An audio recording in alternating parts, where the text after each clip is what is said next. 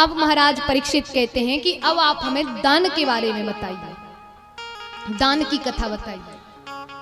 तो महाराज दान करने से पाप घटते हैं, इसलिए दान करना चाहिए। कुछ विशेष आयन है, अगर आप उनमें दान करते हो तो विशेष पुण्य की प्राप्ति होती है। जैसे आप एकादशी के दिन दान करें तो विशेष पुण्य प्राप्त होता है। किसी का जन्मोत्सव हो तब दान करें तो पुण्य मिलता है। अगर आपके घर में शादी ब्याह है तब दान करें, विशेष पुण्य प्राप्त होता है। अक्षय तृतीया के दिन दान करें तो पुण्य प्राप्त होता है। अमावस्या, पूर्णिमा, कार्तिक मास, सावन मास और पुरुषोत्तम मास, आप अगर इन महीनों में भी दान करते हो तो विशेष पुण्य प्राप्त होता है। तो दान भी करें, लेकिन सुपात्र को दान करें, कुपात्र को दान ना करें। और हम करते यही है। सुपात्र यानी जिसको जरूरत है दान की, उसको दान करें, और जिसको जरूरत नहीं हम उसे देते हैं। मान लीजिए किसी अमीर व्यक्ति के घर में विवाह है, उसकी बेटी का विवाह है, तो आप क्या कहते हो अपनी पत्नी से? अरे जेब में 1-2 हजार रखो, अमीर व्यक्ति के घर का विवाह है तो उसको तो गिफ्ट भी ले जाओ, धन भी ले जाओ, कपड़े भी ले जाओ, हर चीज ले जाओ। वहीं कोई गरीब व्यक्ति के घर में विवाह हो तो हाँ 100-200 हो जाएगा, 100-200 में काम चल जाएगा। असल में जरूरत किसको है? गरीब को। हम दे किसको रहे हैं? अमीर को।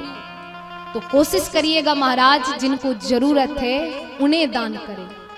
अब आप अगर गरीब व्यक्ति के घर में सहयोग करते हैं तो फिर वो भी भगवान से आशीषता है कि भगवान इन्होंने मेरे विवाह में इतना सहयोग किया है, तो जब इनके बच्चों का विवाह हो तो आप सहयोग करना। और मेरे हिसाब से जितना प्रेम आपको गरीब व्यक्ति के घर में मिलेगा उतना अमीर के में नहीं मिल सकता। तो कोशिश करिएगा सुपात्र को दान करें, जिनको जरूरत है उनको दान करें।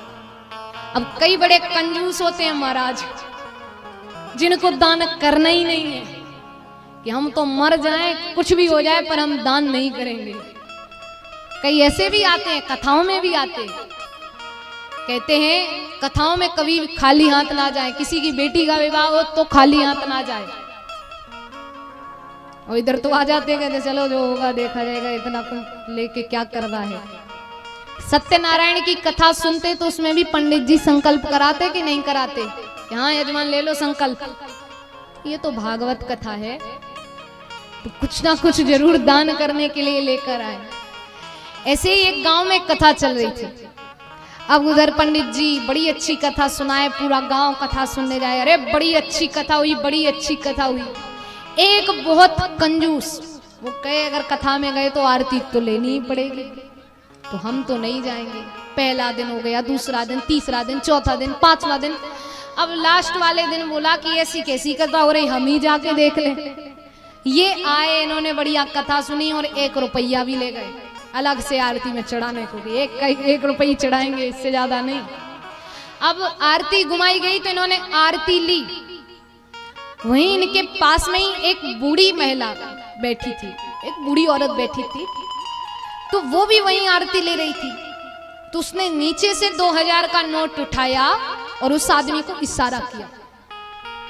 उठाते ही इशारा किया तो इसने वो 2000 का नोट लिया और आरती की थाली में चढ़ा दिया। वो आरती ली और कह रहा है अरे मैं इतना धनवान होने के बाद भी आरती ले रहा हूं 1 रुपए से, और ये बूढ़ी डोकरी देखो आरती ले रही है 2000 से। लगता है घर वालों को पता नहीं है, ये तो बच्चों को लुटवा के ही मानेंगी। अब उसको यही बात मन में लग रही है कि 2000 से आरती ले ली, अब इनसे नहीं रहा गया, प्रसाद बटने लगा। अब ये गए और बूढ़ी महिला के पाँव छुए। अरे देवी जी आप तो बड़ी धन्य हो, अरे माता जी आपका तो कहना ही क्या, आरती ली भी तो 2000 से। मैं कंजूस ठहरा, 1 रुपए से ली, 2-2 हजार मत चढ़ाओ। अब वो बूढ़ी महिला कहे मैंने आरती कब 2000 से ली? बोले आपने ही नहीं, आरती में वो 2000 का नोट दिया था, जब 2000 के नोट चले थे, बोले तब आपने इशारा किया था। तो बोली मैंने 2000 से आरती नहीं ली, जब तुम आरती ले रहे थे तो तुम्हारे जेब से 2000 गिर गए थे, तो मैंने उठा के ये कहा था ये जेब में रख लो, और तुम थे सो आरती की थाली में चढ़ा दिए। तो आरती 2000 से हमने नहीं ली, तुमने ले ली है। तो जो दान करने का नहीं सोच रहे हैं उनसे भगवान खुद दान करा लेते हैं। बड़ी होशियारी दिखा रहे हैं, हम तो खाली हाथ जाएंगे।